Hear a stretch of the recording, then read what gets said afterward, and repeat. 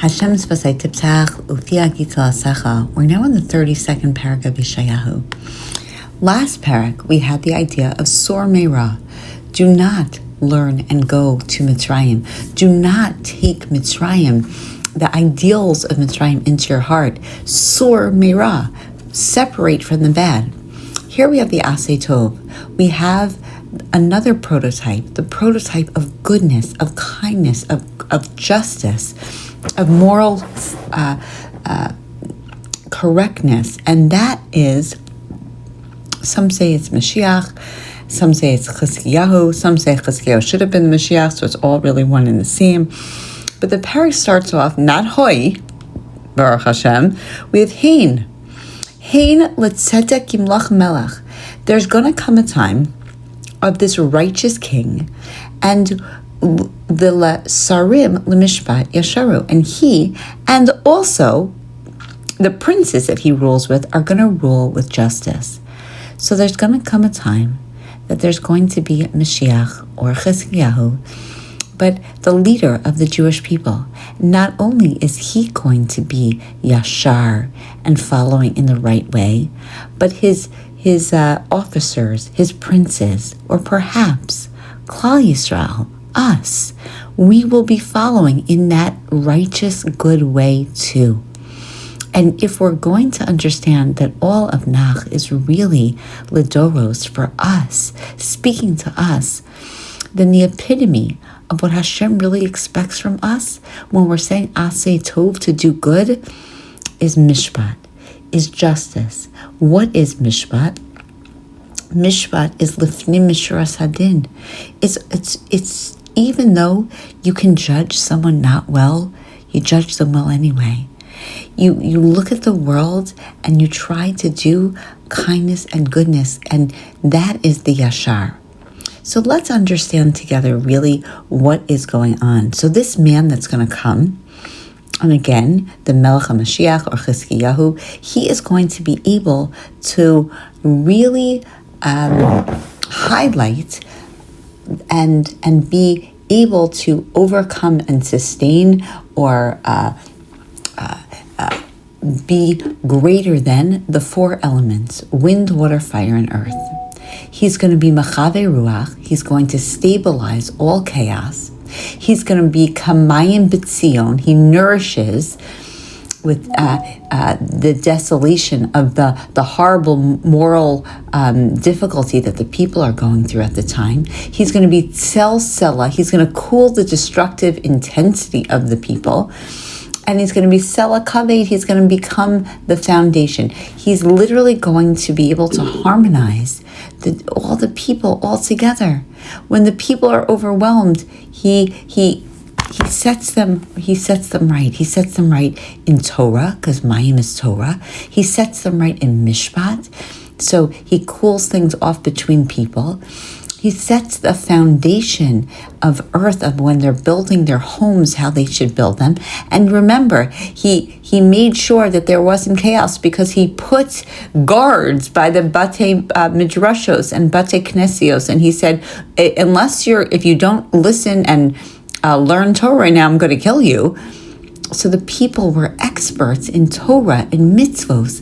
They turned everything around. They turned their inner compass back to where it needed to be with HaKadosh Baruch Hu.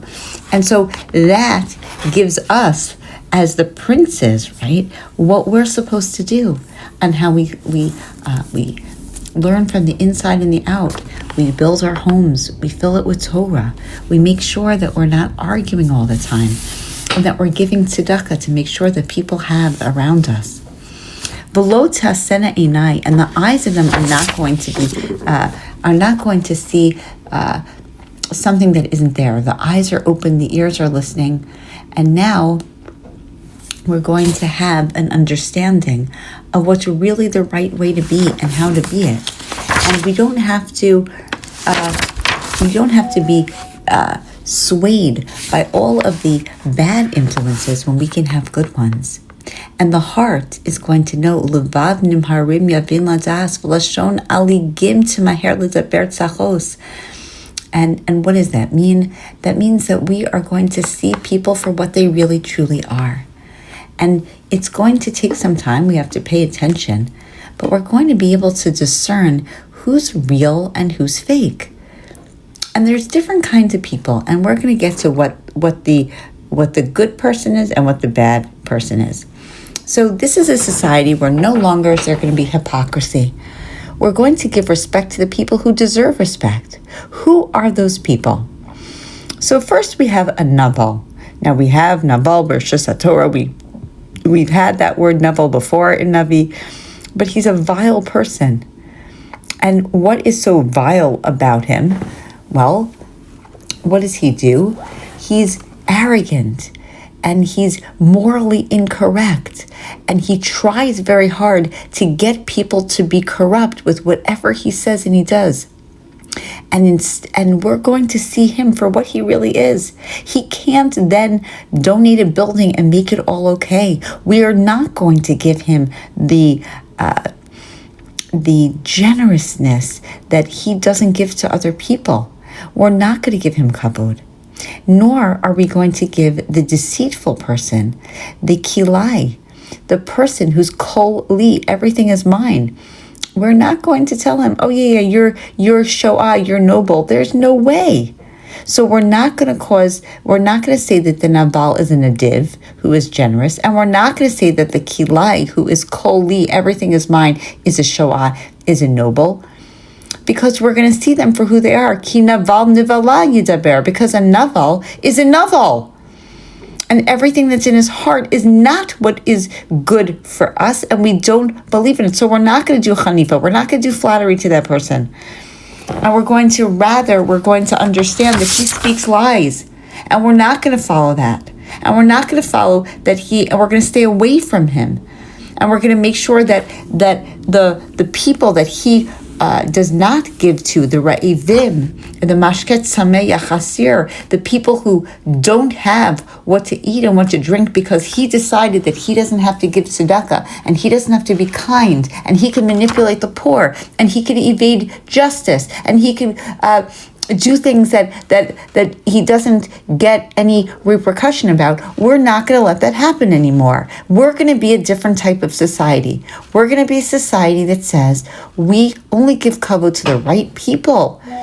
And we don't at all find that if you're not truthful and you're not generous, that we're going to give you anything. And that is what has blocked this society. And withholding kindness and generosity and good spirit is not going to do anything but collapse society. And their society was collapsed. After Achaz, the people were they were so morally in need of something. They were thirsty for a society that could change, and that's where Chizkiyahu comes in, and he's able to turn it around. And we live in that society right now, where people, again, are yearning and trying to be better because there's a lot of moral corruption around us, and we have to know what is correct and what is true. Otherwise, the society can't grow, and we can't bring true level of Mashiach, and we can't move past unless we can see people for who they are and we take away the hypocrisy. Now, Psukim 9 through 12 talk about women. And so first we have to understand that the generous person is someone who does generous deeds and is good and kind, and the person who is a miser and a manipulator should not be confused with someone who is good. That's one level of society. The next is the women. Nashim sha'ananos, you're the complacent women. So there's the woman and there's the girl. The girl perhaps are the 10 Shvatim, and the woman is perhaps Yehuda. But on a deeper level, there are those that are women of all different types and all different levels of frumkeit but as a whole, the women were complacent. And what did they do? They said, you know what, we have enough in the bank, we're good. We have a good life, we're fine. It's fine. Nothing, we don't have to do anything. We don't have to change our way. And what the Navi is saying is, yes, you do. Listen to my voice, you confident people, you think that just because you have now, it's going to last. Do you not know history? Do you not understand what happens? Do you not understand that there's going to come a time that it's going to fail? And just because you're in galus and you're happy and you're complacent now, this is not something that lasts. Or during Chizkiyahu's time, women, right now you're okay, but in 130 years from now, there's going to come a Bavel, and Bavel's going to wipe everybody out.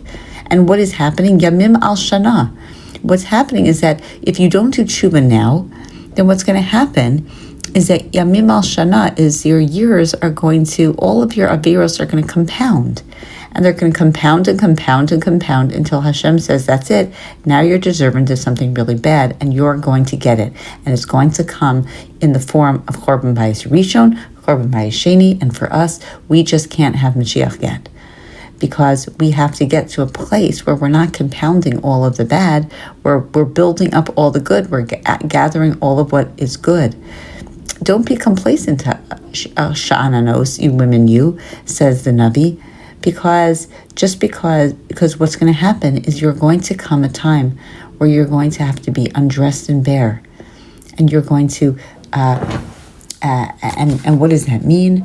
That you are going to be stripped of what you have right now.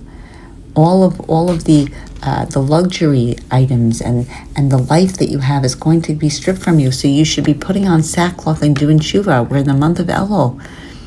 Not to think, it's perfect. Like I'm good. I have what I need. This is not talk for me. I'm good. I have exactly what I want, and I'm where I need to be. So the Nabi is saying, no, you don't.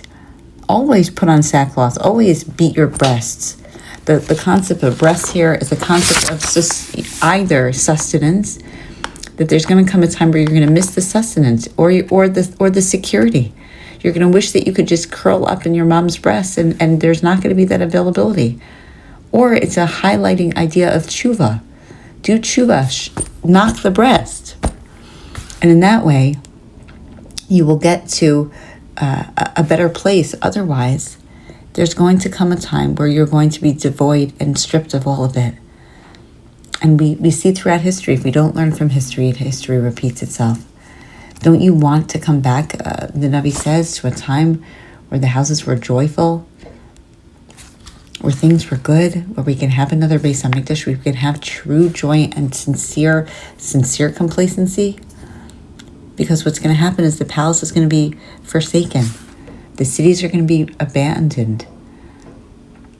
And there's no longer going to be all of the beautiful things, or everything's going to be in ruin. And it is important to highlight that there's going to come the joy for the wild donkeys, and the place is going to be like, the Chorban, the area of the Beis HaMikdash is going to be an area of wild donkeys, and where the flock goes. Now, this is an imagery that is still etched in our minds. It's a terrible thing. We came from a Tisha B'Av. We've lived this. We've lived in ruins for so very long. And so the Navi is warning. He's saying, until you do tshuva, until you come back, until you can see and change things up, the land is going to lay fallow. But then, Baruch Hashem, we're able to regroup. And what ultimately is going to be happening is something amazing. The Hashem is going to give us the bracha. And all of a sudden, Midbar La Carmel, the Midbar is going to be the desert, the deserted life that we live is going to turn into a Carmel, into something that is fruitful and amazing.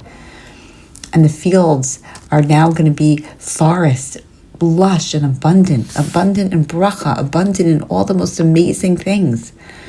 And why is that? Why? Why is that? Because righteousness will be peace. Because b'shacham b'midbar mishpat u'tzedakah b'karmel teshiv. Because mishpat and tzedakah are going to reign supreme. Once you have the elements of mishpat and tzedakah, those are the elements that even come before Torah. That is what's most key. Perhaps the idea is just be mitzak in your mitos, improve on yourself, and give chesed and tzedakah. Those things are going to bring Mashiach. Those things are going to bring an abundance of joy. Those things are going to bring an abundance of wealth. We have the idea from this week's Parsha, from Parshas Re'eh, right? Asher ta'aser, give maser, give, and what does that mean? Asher ta'aser. If you give tzedakah, you will become rich. HaKadosh Baruch Hu promises, if you give, because what you're doing is you're saying, I'm not complacent in what I have, and I'm willing to take the plunge and to give something of myself. I'm willing not to be that novel, that person who's a stingy, the person who's a stingy miser, who doesn't give it anybody. But rather I'm saying, Ad Olam, I believe in Hashem, and I believe that the right thing to do is to give, and I have so that I can give. And if you give it in a shalom dika way, and you give it with a full heart, then HaKadosh Baruch Hu says you're going to have the complacency in your heart ad olam. And Hashem is going to rebuild everything. And it's going to be a tranquil living, a living where so we see people for who they are. People are going to be kind and good and righteous, and that's going to lead to peacefulness and a continuation of righteousness. And Hashem is just going to give an eternal amount of growth and bracha. And where are we going to be able to live? We're going to be able to live in the valleys. Why the valleys? Because the valleys used to be places that were scary because, oh gosh, like that's not a key strategic move, but we can live in the valleys and we can be humble. And we can and the hail is no longer going to be in the forest. Is that bad? Of course not. That's amazing. Because the hail is going to be saved for where it needs to hail. And the forest is going to have exactly what it needs. Everything is going to be exactly how it needs. And we're going to be fortunate, right? Ashreichem, fortune is you, zar'ei al kol mayim. You can plant anywhere and everything's going to reap exactly what it needs. Mishalchei v'regel hashor v'hachamor. And the ox and the donkey. What is so significant about the ox and the donkey? So the ox, we know that one represents Yosef and one represents Yisachar. You're going to have untold wealth like Yosef, who had an enormous amount of resources, and you're going to have Torah like Yisachar, untold amount of Torah and of knowledge and of Chachma and of Bina and success in Torah. All of the brachas come to those people that do tzedek and mishpat. That when we're talking about the good, we're talking about seeing people for who they are, being righteous and kind, being generous in spirit, doing tshuva, accepting what we do as wrong, and growing from it, and not being complacent in who we are. And if we can do all of those things, HaKadosh Baruch Hu says, I will give you everything. Because now you're living your best life. You want your best life? Believe me out. Hashem says, I can bring it on. And it starts from being perhaps this Perek highlighting about Yeshayahu, but his level of what he did, and how when we talk about that the princes were with him, we're the princes, we're the people of the next generations. We're the people that want to follow in that way, a way that just is no longer are we just complacent with Sur Mirah, but we're going to bring the Aseh Tov.